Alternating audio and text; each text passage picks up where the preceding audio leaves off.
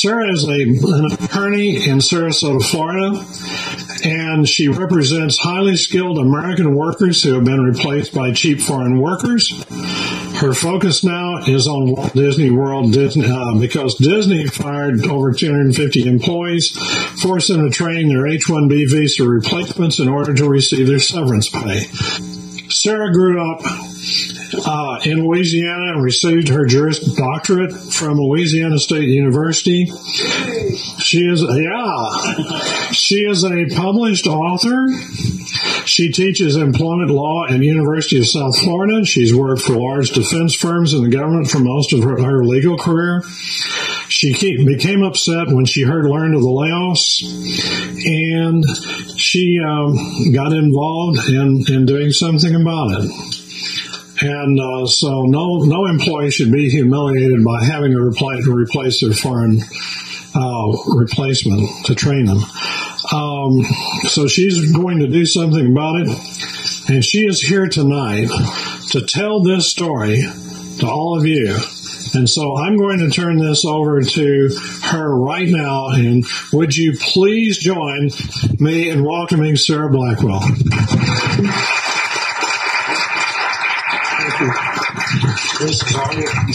Thank you very much. I'm super excited that my mom and Mark are here. I'm honored. They've never seen me speak before. So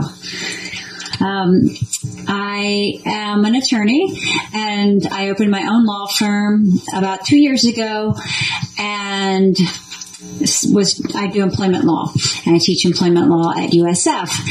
And I go to Starbucks every single day, and it's my problem. So there's this man that stays there all the time, and he's, talks about astrology, and you're going to have a bad day because of where the moon is sitting.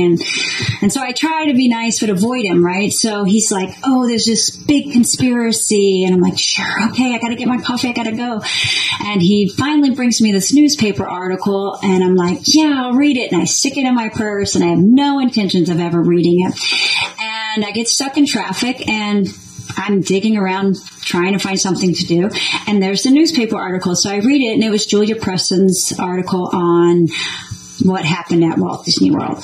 And so I was reading that, and I couldn't believe what I was reading, because I have done immigration in my past, and I do employment law, and it seemed to me like just blatant immigration laws, blatant discrimination employment laws. So I wrote an email to Julia Preston and said, I don't like this at all, and if there are any Disney workers that are interested, I'll represent them for free.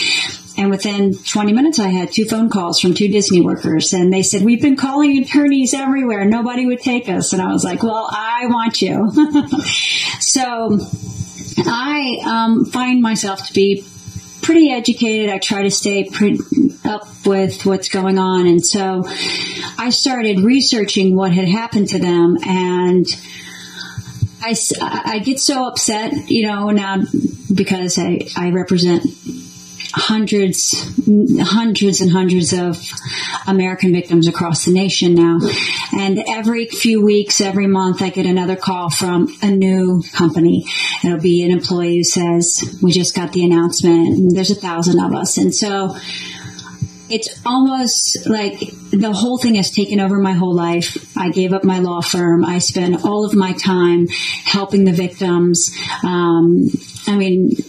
I do a lot of education, empowerment, but Disney was just the beginning of this journey of learning and trying to make change, because what I'm going to tell you today, you cannot unknow. You cannot walk away and say, I did not hear that, because it's one of those things that will always be with you. So that's how I got started. I'll just tell you first off the H-1B model. First, there's 85,000 every year, but that doesn't include academia and health. It's unlimited, so they can bring in as many as they want. Also, there's the L visa, EB-5, so there's many different types of visas. So I don't deal with illegal immigration at all. I only deal with legal immigration coming into the United States. So what happens is there's these companies like Cognizant, HCL, Emphasis, and Tata. There's about 10 to 15 of them. IBM is one of them, Microsoft, Google. And what they do is they bring in the H-1Bs. They apply for over a third of the H-1B visas. And then they contract with the other American companies. So like with Walt Disney World, 250 Americans were fired. They used HCL, Cognizant, and Accenture. And so what Disney will tell you is we did a restructuring of our IT department and we terminated 250 employees, but we didn't have anything to do with hiring foreigners. That's because they contract the work out, and the way that they set it up, the whole business model, they get around all the immigration laws. So the immigration of H-1B, when that law came out, it really has a great purpose, and it is we want the best of the best in the United States. We want, if some country has the greatest of something, we want that person in the United States, and we don't want to keep them out. But you can't do that and bring that one person in when these other companies that are corrupt are actually getting all the H-1B visas. So they're really stopping the best of the best from coming in. And before, when I did immigration law years ago, you did have to recruit American workers. You had to prove that there were no Americans that were qualified for the job. But the executives and the rich corporate owners paid off the politicians and lobbied the politicians to change the laws, and now you can do what Disney did. Disney did not violate an immigration law per se. Cognizant and Emphasis, or Cognizant and Accenture and HCL did not violate an immigration law per se, but like I argued in the RICO lawsuit, I think they colluded to violate it together, which is going to be a hard case to win, but the more attention we bring to this and the more we show people what is happening, I think that's really going to be how we create change. So the H-1B model is these contracting companies, Indian-based usually, bring in, like, let's say 1,000 people into Emblem Health Insurance Company. The Emblem Health Insurance Company employees then train the H-1B workers there. They are unqualified, hardly speak English.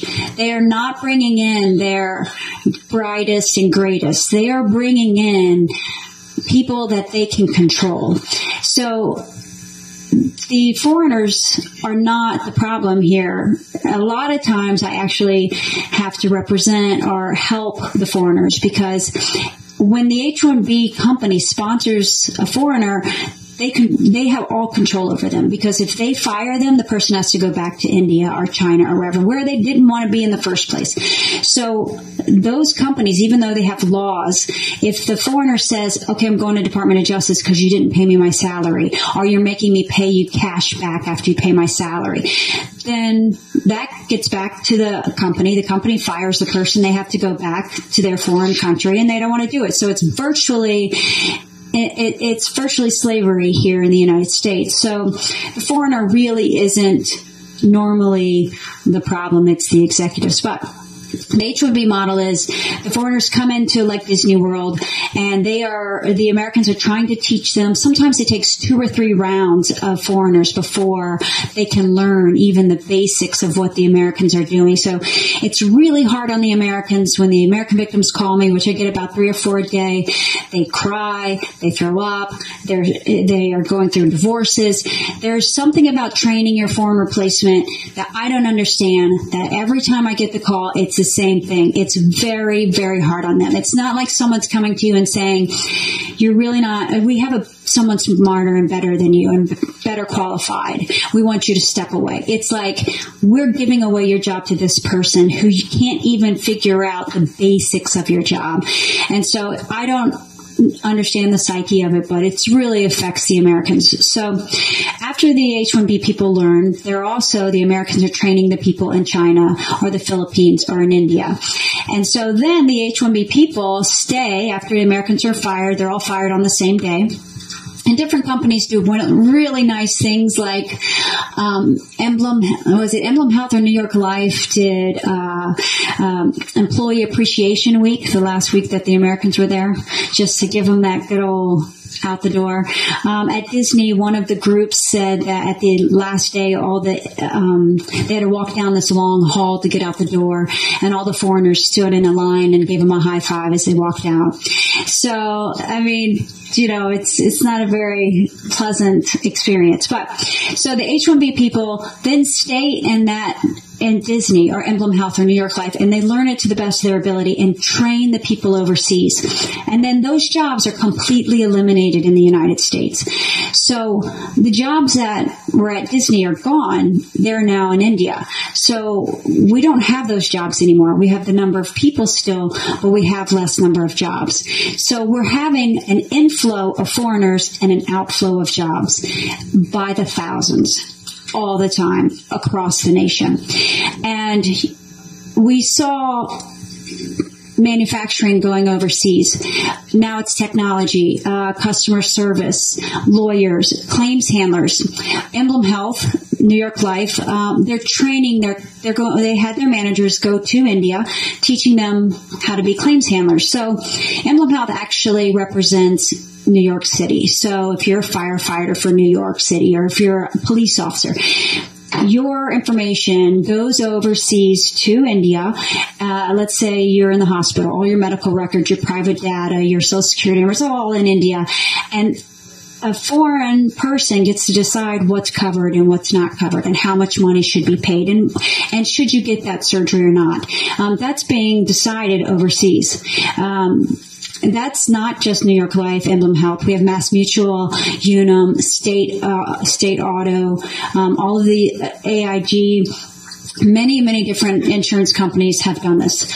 All of the banks, not all of them, most of the banks have done this already a long time ago. JP Morgan, Chase, Bank of America, Citibank, they did the same thing. H-1Bs come in, train them, ship the jobs overseas.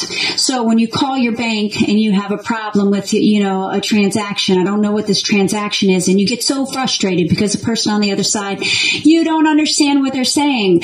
Well, don't worry about that. Worry about the fact that he can access your data. He can access your bank account, and he is not in America, and he doesn't abide by HIPAA. He doesn't abide by the financial laws of the United States. That's our problem. But what I do and what I tell everyone to do is tell anyone you're talking to, you only speak to Americans in America. No offense to you. I'm not being racist. I just put Americans first. And there's nothing wrong with putting Americans first. And I'm not going to apologize for it because in your country, you would put your people first. So most of the time, I've never actually had a time when they didn't put on an American in America. I actually called JP Morgan executives, asked for an executive by name, acted like I knew her, and said, I called Chase and I was connected in India. Is my bank information there? And she's like, yes. I'm like, thank you. Click. Not even hiding it. Not a secret. It's all over there. Cell phone companies have done it too. Verizon, AT&T. So when you make cell phone calls, just know all of that's over there. So the business model, getting back to the business model, is that the H-1B people do come in, the foreigners. They usually do not stay very long. After the Americans are gone, they will train until it's all shipped overseas. And then the jobs are eliminated. So we have a lot of offshoring. So when people talk about the H-1B problem, it's really hard to deal with it because it's like, really H-1B is only part of the problem. Offshoring is really the hard problem because you get paid $12,000 a year in India to do what people get paid $70,000, $80,000 a year here. And even if you're unqualified, if you get 4 or 5 people to do one American's job, you still make so much money for the executives. Now, the companies are suffering.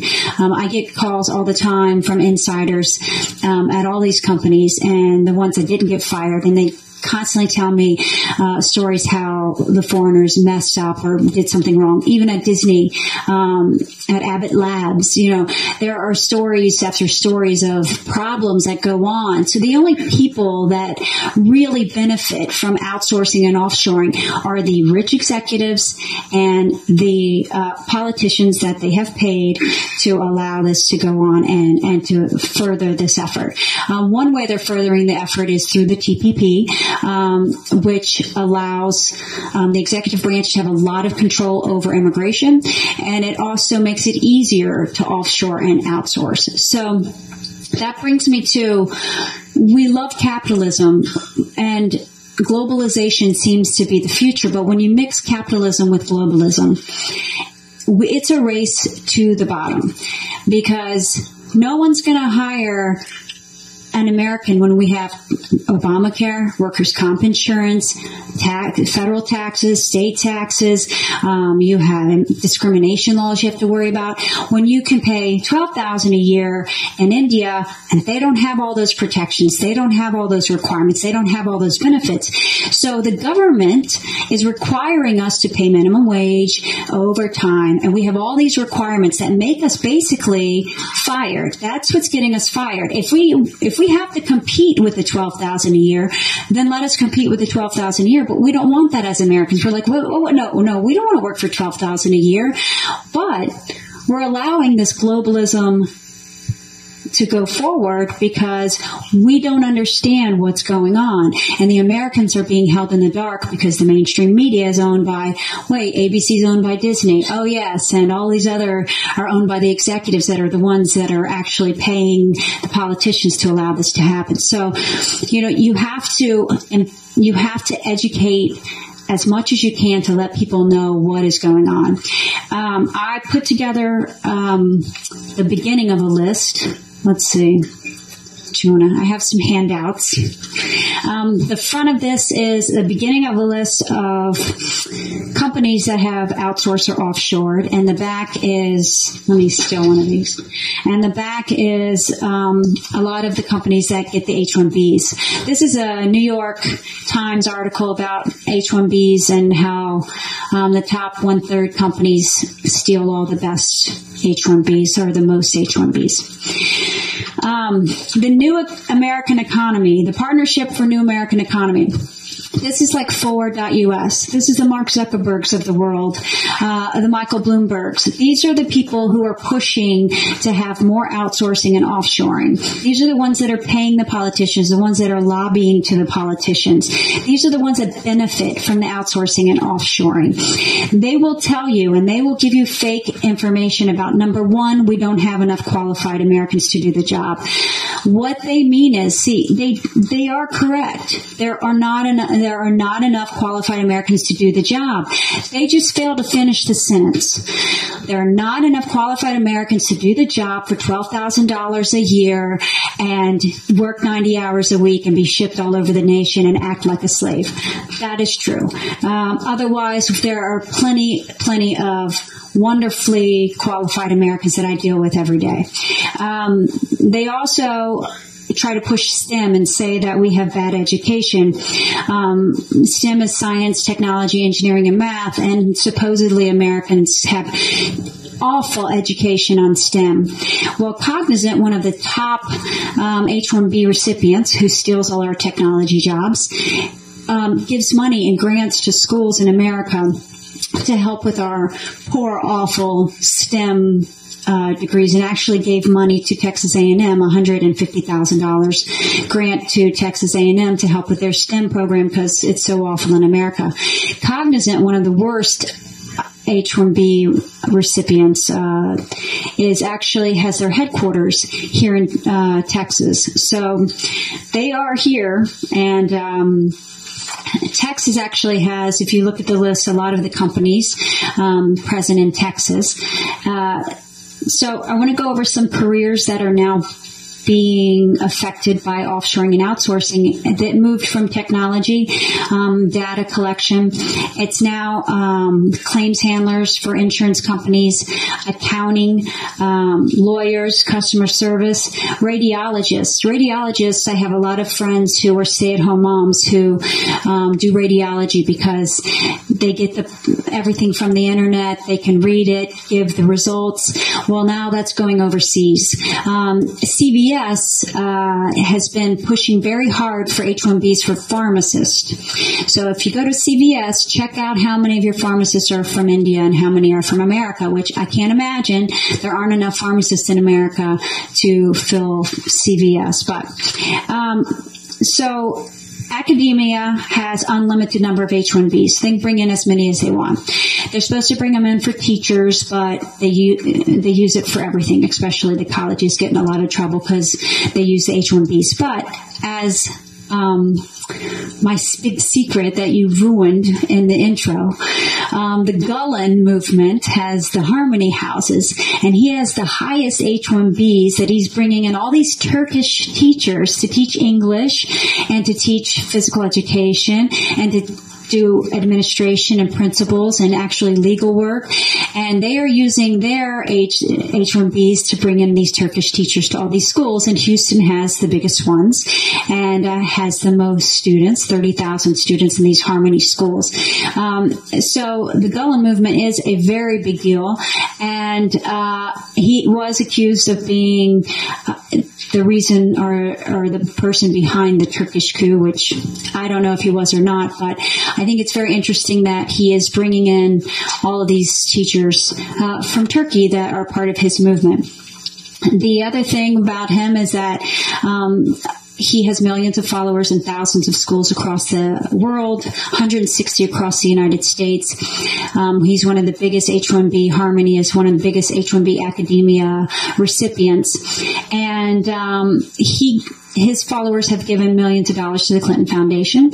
And there's an email that came out in the WikiLeaks showing one of his main guys sending an email to Huma Abedin to ask Hillary Clinton, to ask Obama to have Obama meet with one of his friends in Turkey when he goes to Turkey. And Obama did and invited him to the White House. And he did come to the White House. And that meeting was considered some terrorist watch thing. I'm not really sure. But nonetheless, they had a straight message right to the White House. So I cannot tell you my opinion on Gulen. I think that the movie or the documentary, I cannot wait. I'm going to find a way to see it. But that is something big going on in Texas, is you have a lot of these H-1Bs. If you know anybody who's a teacher, let them know that they are competing against these H-1Bs. Also, the Harmony teachers got in trouble, I guess it was 3 years ago, because they were paying them their salary and then forcing them to pay half of their salary back in cash, which that's not uncommon when you're talking about H-1Bs. There's so much fraud. If I had to explain to you how they treated the people, it's awful. But I want to talk to you about Texas.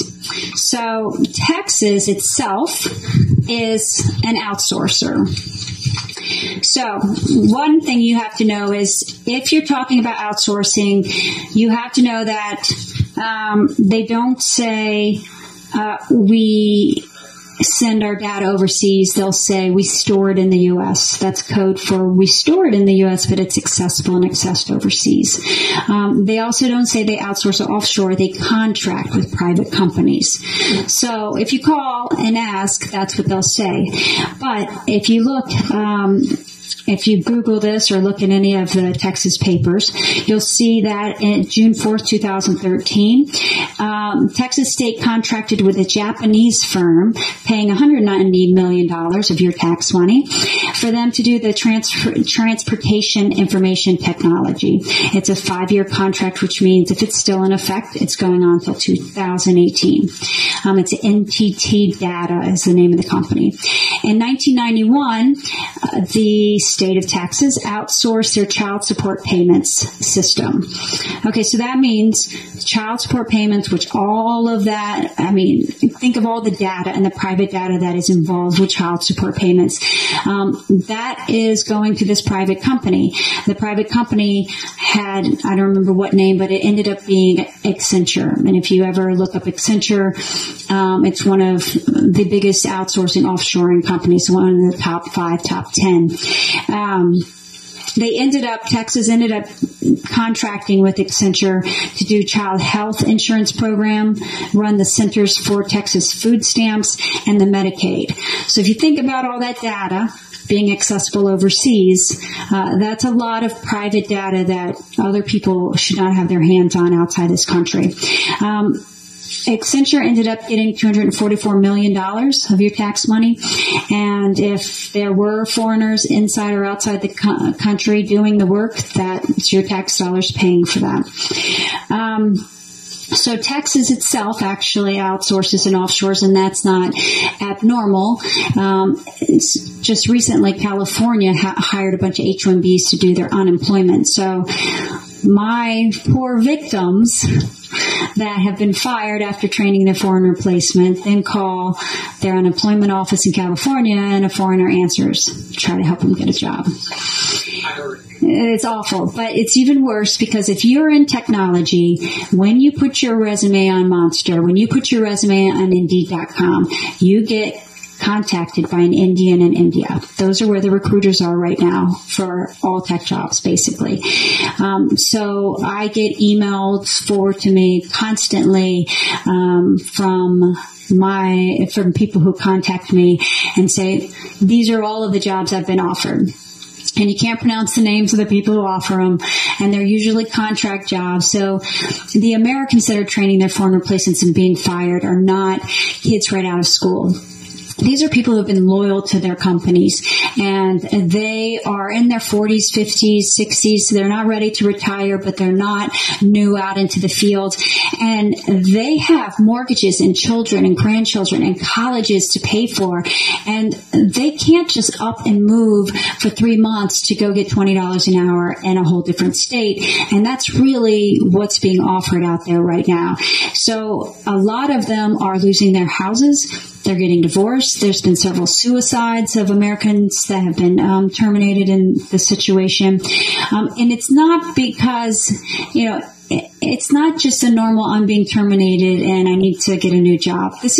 I'm being terminated with thousands of my coworkers because my company turned their back on me, threw me in the trash, and there's nothing out there for me to do. There's no more work left. The other thing that's going on is these big executives and the politicians are pushing our children to go into STEM. You really need to go to STEM. We don't have enough STEM. We don't have enough qualified Americans. It's an awful thing to tell our students because they go to colleges and they come out, and I think 20% of the American students that graduate in STEM actually can get a job in the field. They had an article come out recently about all of the STEM college graduates that work at Walmart and Starbucks. So they cannot get a job. They now have high student debt, and they are left behind with nothing. So, I tell my kids, you're never going to STEM. And all of the people I talk to, they're like, I'm never letting my grandkids get into STEM. I'm like, I know. But now it's growing. So I'm like, okay, now you can't do this, and this either. So it's something that America has to be aware of. The other problem is the American victims. They have been scared.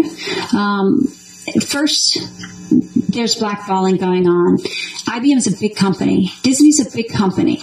And if you talk out bad against a big company, you are not going to be hired. And I watched it happen when Leo Pereira, who most people know, he's kind of the Disney spokesperson. He's my client. He's talked on many media sites and at the Senate committee. He gave a really great speech. He's amazing. But he left the IT world and went into real estate. His friend, who also is my client, when we first came out and said, you're going public, I don't care, because nobody had gone public. They had they were part of the anonymous Julia Preston New York Times article, but they were always anonymous. Everybody was always anonymous. And I said, look, we're making a change. You're not going to be anonymous. We're going forward with this. Leo Pereira, who's in real estate, fine. The other guy could not go forward. After one small Sarasota TV spot, he had to get out because his company said, no, I don't want anything to do with that.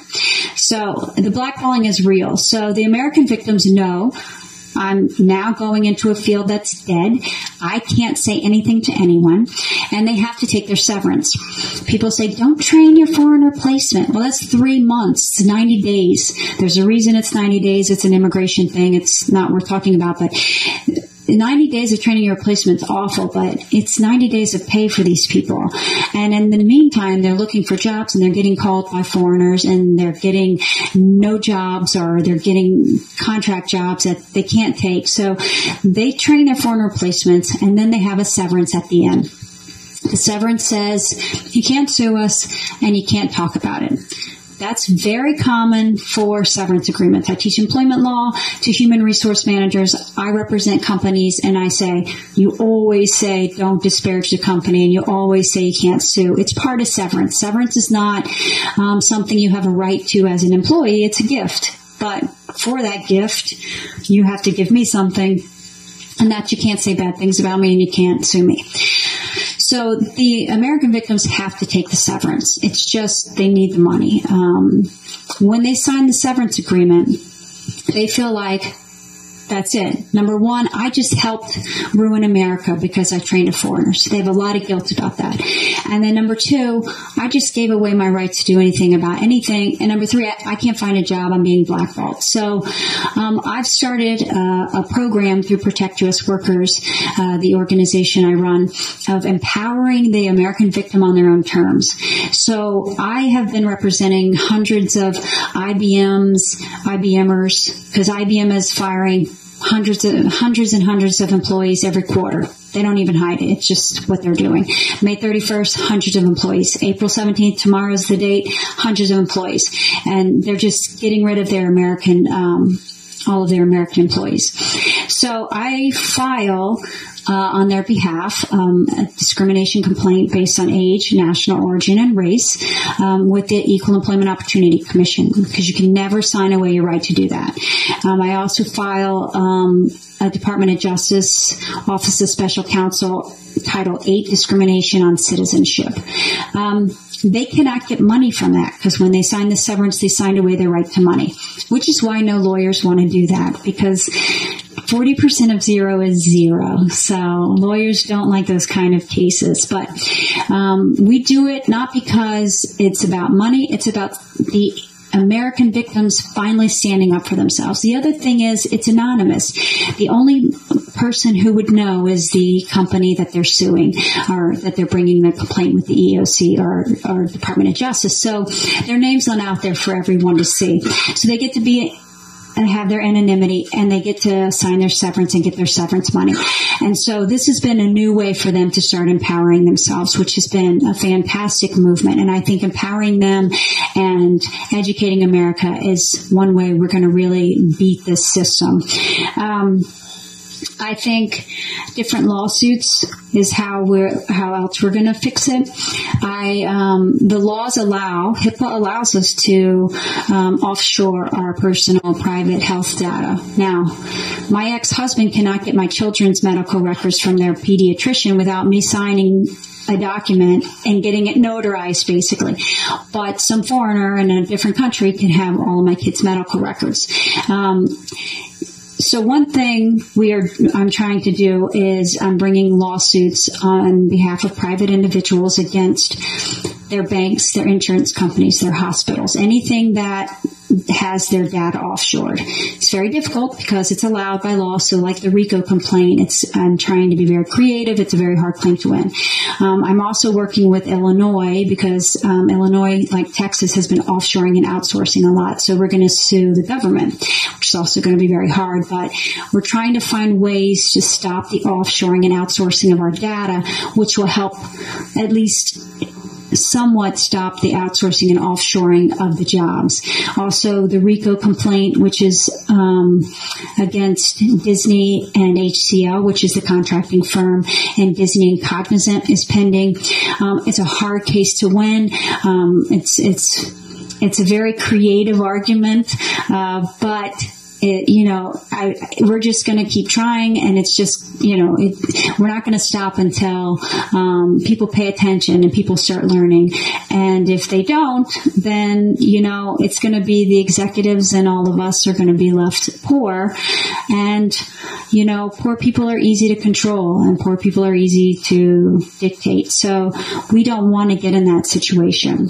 So those are our solutions. Basically, I gave up my law practice about a year ago when I started the Disney case because I learned all of this that was going on, and I just couldn't go on. I was up all night learning about this, and to this day, it's like I wish I could go back a year ago and say, I don't want to know that. Don't tell me that. Stop, but I am glad that God called me to this mission and that I am able to at least talk to the victims and listen to them and to be a part of their struggle and try to find ways to amend this enormous problem that people don't know about, and to do what we can do together, because the government's not doing it and is not going to do it unless and until we educate each other and we do what we can do to get the word out about how bad this problem is and that we need to do something about it. So